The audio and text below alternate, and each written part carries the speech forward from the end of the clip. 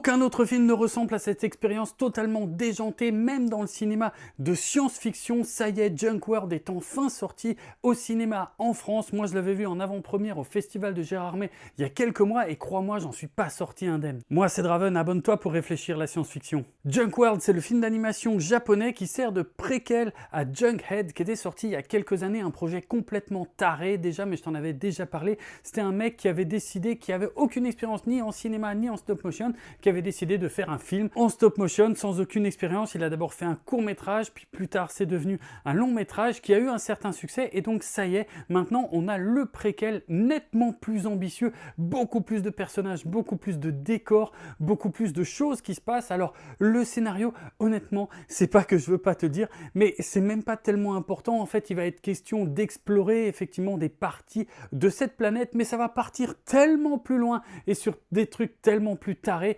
que c'est impossible à résumer. D'ailleurs, c'est l'une des grandes qualités de ce préquel, c'est que c'est nettement plus varié et plus riche que le tout premier film qui était finalement assez linéaire, beaucoup dans des couloirs. Ici, on est dans des univers beaucoup plus ouverts, avec une variété de personnages complètement folle. On garde aussi cette tonalité complètement déjantée, hein, avec tous les styles qui sont mélangés. Il y a des moments super violents, il y a beaucoup de moments très drôles, un peu naïfs même, il y a des moments gênants, oui, il y a des moments où il est question de sexualité extrêmement déviante, c'est parfois très bizarre, très surprenant, mais surtout c'est un vrai film de science-fiction.